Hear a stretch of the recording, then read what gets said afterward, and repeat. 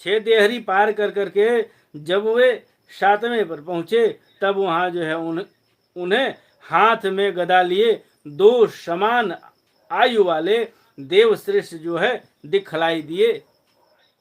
वे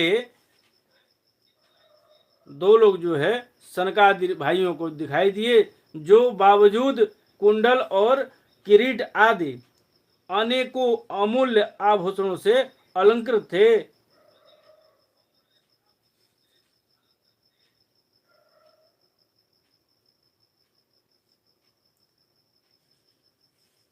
उनको उनकी 4 श्यामल भुजाओं के बीच में मत वाले मधुकरों से गुंजायमान बनमाला सुशोभित हो रही थी तथा बाकी भौहें जो है फड़कते हुए नासिका रंध्र और अरुण नयनों के कारण उनके चेहरे पर कुछ क्षोभ के भी चिन्ह दिखाई दे रहे थे। उनके इस प्रकार देखते रहने पर वे मुनिगण उनसे बिना कुछ पूछताछ किए जैसे सुवर्ण और वज्रमय किवाड़ों से युक्त पहली 6 ड्योढ़ी लांग करके आए थे, उसी प्रकार वे जो है उनके द्वार में भी घुस गए, 7वें द्वार में घुस गए। उनकी दृष्टि तो सर्वत्र समान थी और वे जो है निशंक होकर के सर्वत्र बिना किसी के रोक टोक के जो है विचरते थे। वे चारों कुमार पूर्व तत्वज्ञ थे तथा ब्रह्मा की सृष्टि में जो है आयु में सबसे बड़े होने पर भी जो है देखने में 5 ही वर्ष के दिखाई देते थे। दिगंबर वेशभूषा, नंग दड़ंग रहना। अब जब बालक है, बालक स्वरूप भी उनका है, तो बालक स्वरूप कैसा होता है? बालक स्वरूप तो ऐसा ही होता है। मानस में बाबा ने लिखा, बालक ज्ञान बुद्धि बलहीना राखऊं शरण नाथ जन दीना। भगवान श्री हरि उसको जो है अपने शरण में रखते हैं। किसको? तो बालक ज्ञान बुद्धि बलहीना, वह ज्ञान और बुद्धि और बल तीनों से हीन होता है, इसलिए भगवान के शरण में होता है। और सनकादि चारों भाई जो है यद्यपि की ज्ञानी है, समस्त ब्रह्मांड का ज्ञान है, चारों वेदों का ज्ञान है, सब चीज का ज्ञान उनको है, लेकिन फिर भी जो है अभी अबोध 5 वर्ष के बालक के समान ही दिखाई पड़ रहे हैं। अभी उनकी 5 वर्ष की ही अवस्था दिखाई पड़ रही है। नंग धड़ंग जो है वो घूमते हैं।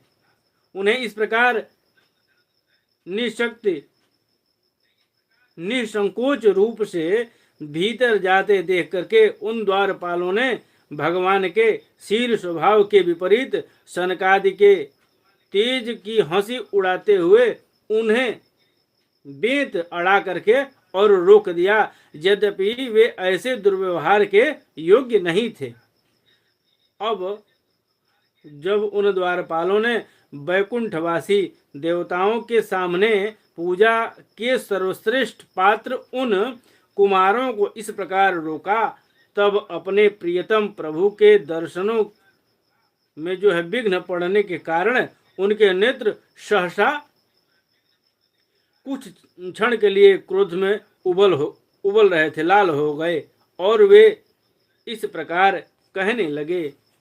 क्या कहे भैया? सनकादि चारों भाई इस प्रकार से दुखी हुए कि उन द्वारपालों को कुछ कहने लगे।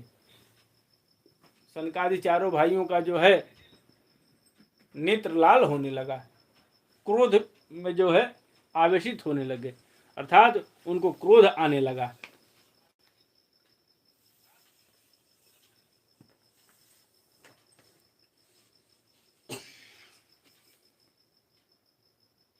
मुनियों ने कहा, अरे द्वारपालों, जो लोग भगवान की महती सेवा के प्रभाव से इस लोक को प्राप्त होकर के यहाँ निवास करते हैं, वे तो भगवान के समान ही जो है समदर्शी होते हैं।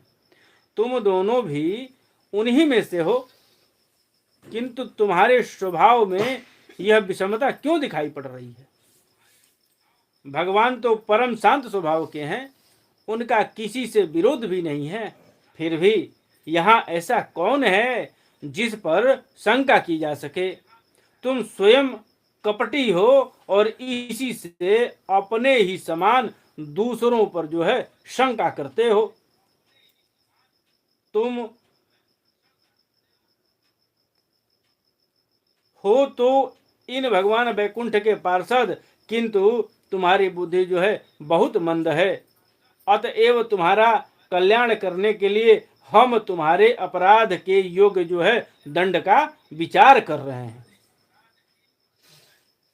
तुम अपनी मंद बुद्धि के दोष से इस वैकुंठ लोक से निकल करके उन पापमय योनियों में जाओ जहां काम, क्रोध और लोभ प्राणियों के ये तीन शत्रु निवास करते हैं।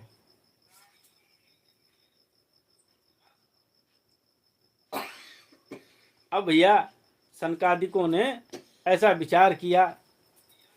तेषां मितिर्तो